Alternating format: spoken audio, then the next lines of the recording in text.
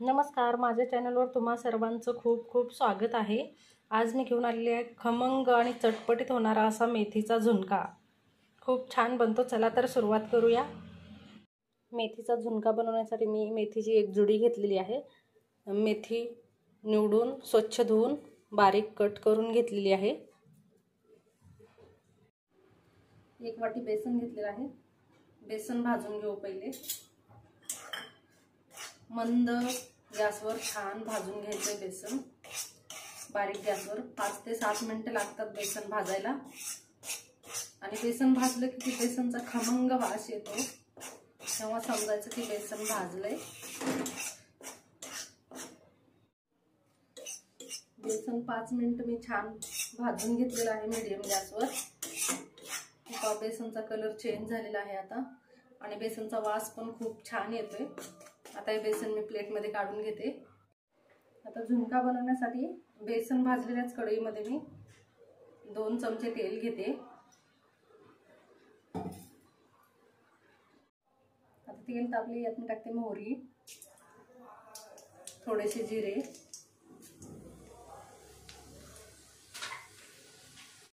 आता जिरे मोहरी तडतडली आहे, त्यात मी टाकते बारीक ठेचून घेतलेले लसूण। लसणाच्या 7 ते 8 पाकळ्या घेतलेल्या आहेत मी।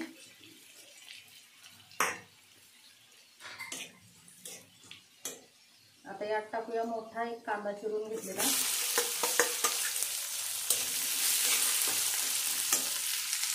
एक मोठ्या आकाराचा कांदा मी कट करून घेतलेला आहे। आता कांदा लालसर रंग येईपर्यंत कांद्याला परतून घेऊया। यात टाकूया थोडंसं हिंग। हिंग टाकल्यामुळे खूप छान टेस्ट येते। कांद्याचा कलर चेंज झालेला आहे, यात मी घालते हळद आणि लाल तिखट। तिखट तुम्ही तुमच्या चवीनुसार घालू शकता, कसं हवंय तुम्हाला तिखट त्याप्रमाणे। मी अर्धा चमचा घातलेला आहे तिखट, आणि पाव चमचा हळद, तर तुम्ही तुमच्या चवीनुसार घाला। आता मसाले टाकून 1 मिनिट परतून घेतलेला आहे मी। आता यात चवीसाठी फक्त 1 चमचा मुगाची डाळ टाकते मी। मुगाची डाळ धुवून घेतलेली आहे, 1च चमचा टाकते, कारण त्यामुळे टेस्ट खूप छान येते। आणि डाळ दाताखाली आल्यानंतर खूप छान टेस्ट लागते त्याची। डाळ पण 1 मिनिट परतून घेतली आहे। आता यात मेथीची भाजी घालून घेते मी।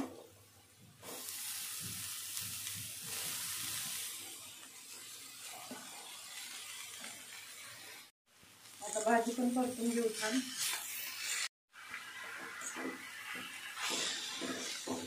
पाच मिनिट परतून घ्यायची आहे भाजी छान।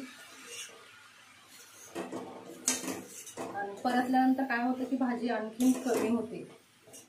आता खूप जास्त दिसते आपल्याला, आणखीन 2 मिनिट परतली तर भाजी खूप थोडीशी होते आणि भाजीला पाणी सुटतं। आता यात घालायचं चवीनुसार मीठ। मीठ टाकल्यानंतर भाजीला अजून पाणी सुटेल थोडंसं। परतून घेऊ। आणि मुगाची डाळ टाकण्याचं कारण असं की मुलं भाज्या खात नाहीत, मेथीची भाजी पण खात नाहीत मुलं, डाळ ही आवडत नाही मुलांना। तर हा झुणका बनवला तर मुलं आवडीने खातात भाजी, आणि डाळ पण पौष्टिक असते, ती पण खाल्ली जाते, आणि मेथीची भाजी खाल्ली जाते। त्यामुळे डाळ टाकायची थोडीशी, आणि खूप छान टेस्ट येते झुणक्याला डाळ टाकल्यामुळे। मेथीला पाणी सुटले। आता 2 मिनिटं मेथी झाकून शिजवून घेऊया। 5 मिनिटं वाफवून घेतली आहे भाजी।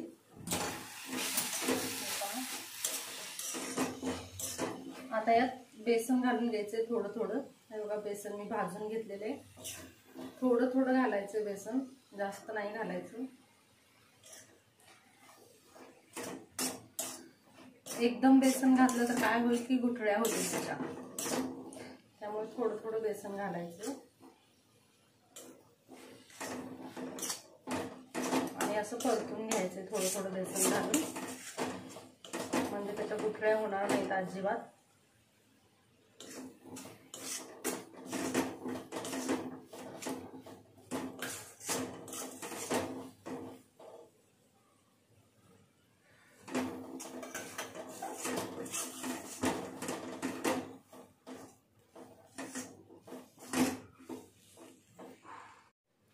एक जुडी बेसनाची गड्डी, एक जुडी मेथीची गड्डी होती, त्याला मी 1 वाटी बेसन घातलेलं आहे. हे बघा पूर्ण बेसन टाकले मी. आणि 1 वाटी बेसन भरपूर होतं एका मेथीच्या जोडीला. असं परतून घ्यायचं आहे छान. आणि आता अजून एक वाफ काढून घ्यायची आहे आपल्याला प्लेट ठेवून, कारण आपण आता बेसन टाकलेलं आहे. ते बेसन पण वाफेवर थोडंसं 2 मिनिटं शिजवून घेऊया. एक वाफ काढून घेऊ. 2 मिनिटं झालेले आहेत. बघूया वाफ काढून झाली. हे पहा,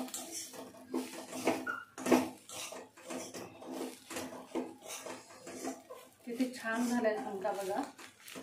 आता यावर आपण थोडंसं तेल टाकायचंय. अर्धा चमचा तेल टाकले मी, कारण झुणका कसा मोकळा मोकळा होतो, सुट्टा सुट्टा होतो एकदम. तेल टाकल्यामुळे चिकट होत नाही, तेल टाकल्यामुळे झुणका.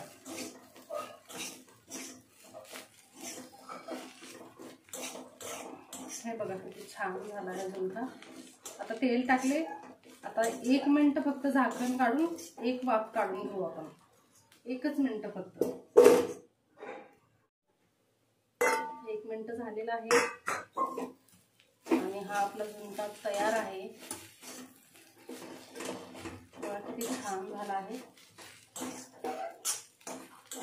आता मी गॅस बंद करते आणि प्लेटात काढून दाखवते तुम्हाला झुणका कसा झालाय ते. हा पहा, बेसनचा झुणका तयार झालेला आहे. किती मस्त झाला आहे बघा. एकदम सुट्टा सुट्टा झाला आहे. नक्की ट्राय करून बघा. माझ्या पद्धतीने झुणका नक्की ट्राय करून बघा आणि कसा झाला ते कमेंट करून नक्की सांगा. धन्यवाद.